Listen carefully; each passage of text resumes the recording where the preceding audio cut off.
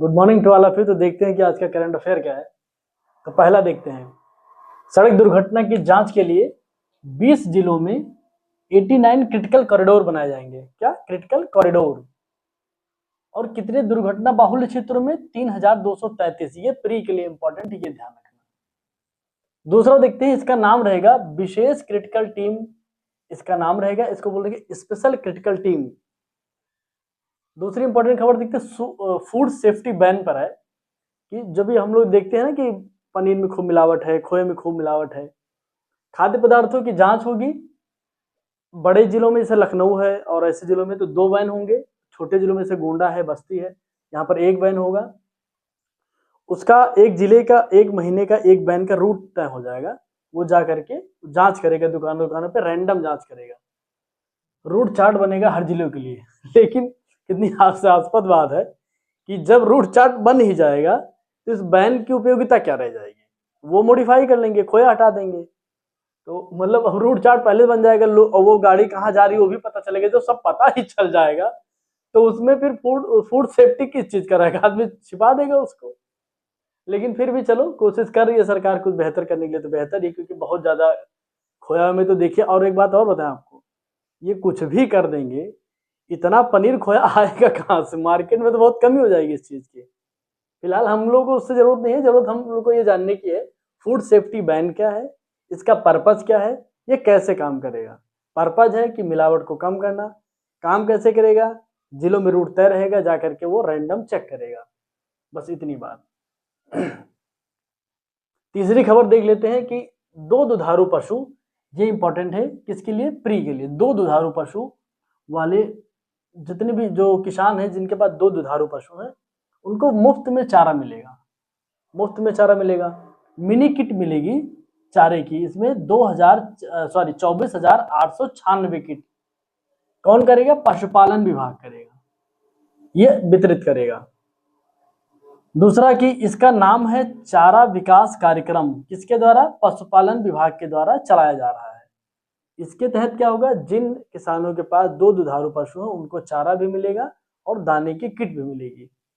योग्यता है कि 0.1 हेक्टेयर से 0.25 एकड़ से लेकर के 0.5 हेक्टेयर से लेकर के 1.2 एकड़, जिनके पास इतनी खेत होंगे इन्हीं के बीच वालों को मिलेगा ये। वैसे अच्छा कार्यक्रम है, तो अखिलेश यादव कहीं ना जान जाए इस बात को, नहीं कहेंगे मुर्गी चारा वितरण करेंगे अब। क्योंकि ये गाय चारा करे तो मुर्गी चारा करेंगे। फिलहाल ये अच्छा प्रोग्राम है, बहुत अच्छा रहे किसानों के लिए।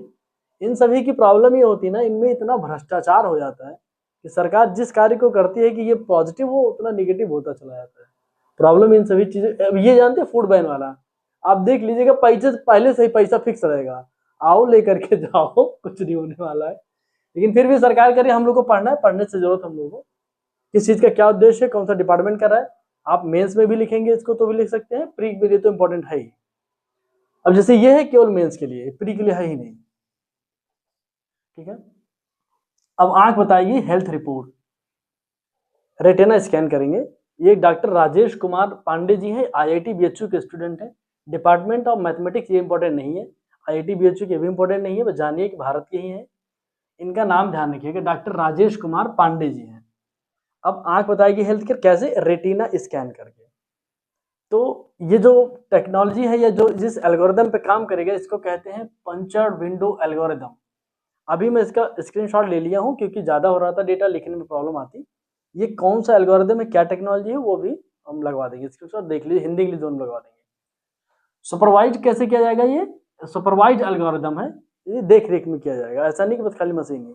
इवन इसमें ये भी हो रहा है कि एक ऐप आएगा, आप अपने मोबाइल में ऐप रखिए, आप अपना फोटो स्कैन करिए, आपकी हेल्थ की सारी बता देगा कि आप में बीपी कितना है, शुगर कितना है, आपको कार्डियक अरेस्ट में कार्डियक में कोई प्रॉब्लम तो नहीं है, सभी इन्फॉर्मेशन देता रहेगा।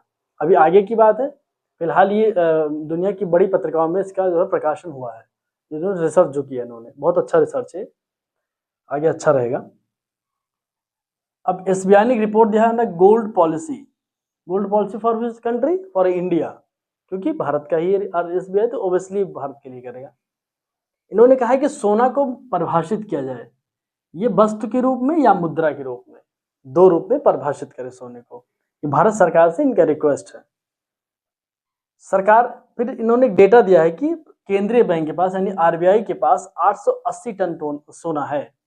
ये इंपॉर्टेंट है कि आरबीआई के पास कितना टन सोना है, 880 टन सोना। ये प्री के लिए भी इंपॉर्टेंट है, यदि आप कहीं लिख रहे हैं तो मेंस के लिए इंपॉर्टेंट। क्यों? क्योंकि ये एसबीआई का एक पूरा डेटा है, तो ये ऑथेंटिक डेटा माना जाता है। अभी तक सोने पर रिपोर्ट 2-3 बार रिपोर्टें आई हैं। 1992 में आरबीआई की आंतरिक रिपोर्ट थी एक, और तारापोर कमेटी, आप सुने होंगे बार नाम तारापोर कमेटी, तो 2 बार इन्होंने दी है, 2 बार रिपोर्ट दिया है सोने पर सुधार के लिए कि सोने में क्या क्या सुधार भारत सरकार करे। तो इसी रिपोर्ट में बताया गया है कि पश्चिमी देशों में सोना क्या होगा, सार्वजनिक संपत्ति यानी पब्लिक प्रॉपर्टी है, माना जाता है वहाँ पे। पूर्वी देशों जैसे भारत हो गया, चाइना हो गया और जो जापान हो गया, ये जो देश है, इनमें निजी संपत्ति के रूप में इसको मान्यता दी जा रही है। अब ये क्या कहना चाह रहे हैं कि भारत में जो अभी जो स्वर्ण नीति है वो क्या है, मांग को कम करने और मौजूदा स्वर्ण को उत्पादन उपयोग के लिए है। इसको बोलेंगे reducing the demand and recycling existing gold reserve for a productive use. मतलब कि सोने की मांग को कम कर दिया जाए और जो मांग है उसका रीयूज करके कैसे एक्सपोर्ट किया जाए। भारत की ये पॉलिसी है अभी, जो करंट पॉलिसी, तो बहुत इंपॉर्टेंट लाइन है जो भारत की करंट पॉलिसी चल रही है कि पुनर्चक्रित करके रिसाइकिल करके कैसे बेचा जाए और कैसे जो लोग डिमांड करें उसको कम कर दिया जाए। फिर दूसरा देखते हैं कि एसबीआई का एक डेटा है, कभी भी पूछ सकता है, वन लाइनर में प्री में पूछ सकता है इसको, और मेंस में तो आप डाल ही सकते हैं कि चाइना का जो केंद्रीय बैंक है उसके पास 2300 टन सोना है। ये इंपॉर्टेंट अपने लिए नहीं है, इंपॉर्टेंट ये है अभी यहाँ पे जब भारत का डेटा है तो उन्हें बताया गया घरेलू सोने की होल्डिंग चाइना में कितना है, 10 ग्राम पर फैमिली है, 10 ग्राम पर फैमिली यानी कि 1 तोला पर फैमिली। भारत में जो सोने का होल्डिंग है यानी डोमेस्टिक होल्डिंग बोलते हैं, घरेलू होल्डिंग बोलते हैं इसको, 25 ग्राम पर परिवार यानी कि लगभग 2.5 तोला पर फैमिली पड़ेगा। और भारत में बताया गया कि मध्य प्रदेश, उड़ीसा और आंध्र प्रदेश में ज्यादातर सोने की है उत्पादन यहाँ से मिलता है भारत सरकार को। इसमें यह भी बताया गया, फाइनली ये बताया गया कि जो भारत में गोल्ड है, gold belt without contributing to a capital formation. बताया गया कि जो भी गोल्ड है ये है, इसका है तो वेल्थ के रूप में, धन के रूप में, लेकिन कैपिटल के रूप में इसका कोई यूटिलाइजेशन नहीं हो रहा है। सलाह ये दिया कि इफ मोनेटाइजेशन है ना, इन्वेस्टमेंट में पॉजिटिव हो जाएगा। अगर सरकार इसका मोनेटाइजेशन कर दे तो इन्वेस्टमेंट के लिए ये पॉजिटिव संकेत होंगे, अच्छा रहेगा। छठा देख लेते हैं कि भारतीय चीनी एवं जैव ऊर्जा उत्पादन संघ इस्मा,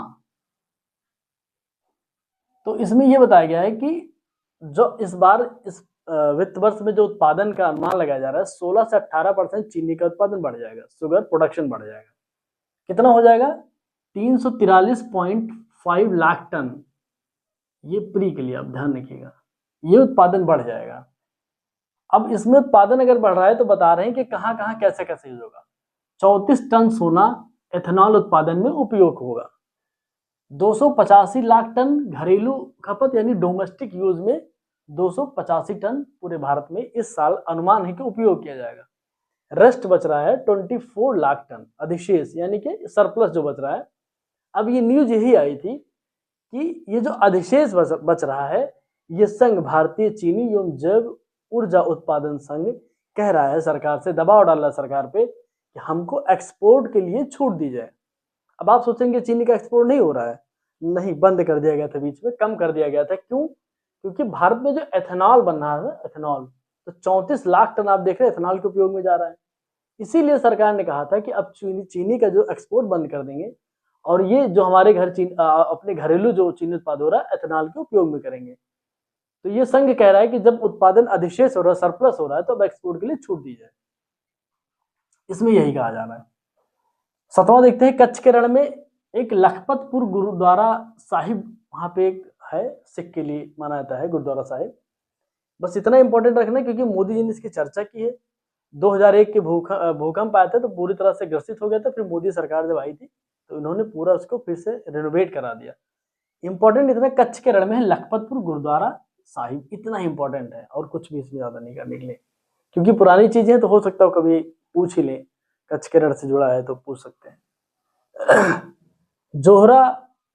जोहरान ममदानी, ये भारतीय मूल के, न्यूयॉर्क में इन्होंने क्या जीत लिया है, मेयर का पद इन्होंने पा गए, जीत गए हैं, मेयर के इलेक्शन जीत गए हैं। ये चर्चा में इसलिए है क्योंकि भारतीय मूल के हैं, पहली बात, ये पहले न्यूयॉर्क में है, ये भी पहली बात।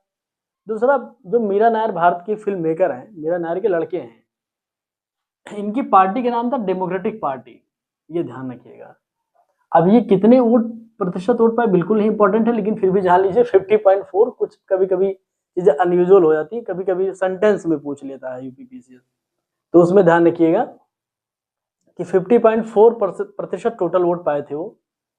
ये जो कुओमो थे, जो कुओमो महोदय थे, ये 41% वोट पाए। ये बिल्कुल इंपॉर्टेंट नहीं, इंपॉर्टेंट इसलिए हो जा रहे हैं कि ट्रंप महोदय इनका सपोर्ट कर रहे थे, और ये बंदा 6 महीने पहले इनको कोई जानता नहीं था, और आप देखिए 6 महीने में चुनाव जीत लिया, जबकि ट्रंप विरोध कर रहे थे इस बंदे का।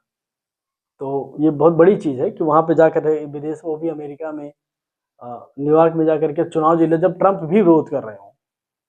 तो इसलिए इंपॉर्टेंट खबर है, ये ध्यान में रखिएगा, ये बहुत इंपॉर्टेंट नाम है। जोहरान मदनानी अभी कई दिनों तक चर्चा में रहेंगे।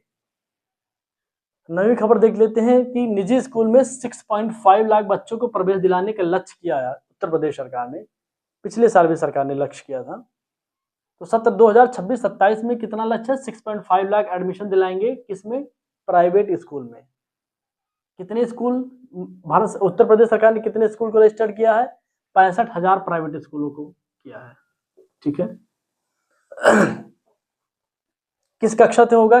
Pre primary to class 1। देखते हैं किस तहत के, किस नियम के तहत होगा। तो right to free compulsory education, RTA का 2009 एक्ट कहता है कि 25% जितने प्राइवेट स्कूल हैं उनमें 25% रिजर्व किया जाएगा उन बच्चों के लिए जिनकी पहुंच नहीं है उस स्कूल में पढ़ने के लिए, या जो हाशिए पर लोग हैं, जो गरीब लोग हैं। अभी इनकी बदमाशी आप देखेंगे प्राइवेट स्कूल के, आप हैरान रह जाएंगे। पिछली बार पोर्टल पे बता दूं कि आरटीई पोर्टल नाम है, जिसपे जाकर के रजिस्ट्रेशन करना होगा। नवंबर के लास्ट वीक में या दिसंबर के पहले वीक में शुरू हो जाएगा रजिस्ट्रेशन।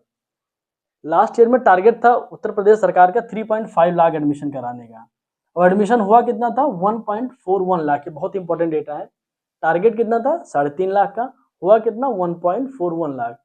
बदमाशी ये थी कि सरकार ने कई बार तो डेट बढ़ाया एडमिशन का, लेकिन ये प्राइवेट वाले एडमिशन कर नहीं रहे थे। आप सोचिए कितनी बदमाशियां होती इनकी।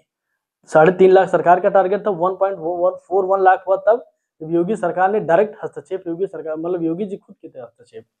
तो इस बार तो सरकार का ज्यादा है टारगेट, 6.5 लाख, और होना भी चाहिए कि जो ये एक क्लास बन जाता है कि अमीर गरीब का जो क्लास बनना ना, ऐसे एलीट पढ़े लिखे बन जाता है कि जिनका बच्चा पैसा नहीं पढ़ ही नहीं पाता प्राइवेट में, तो जिनका है उनका पढ़ करके आगे निकल जाता है।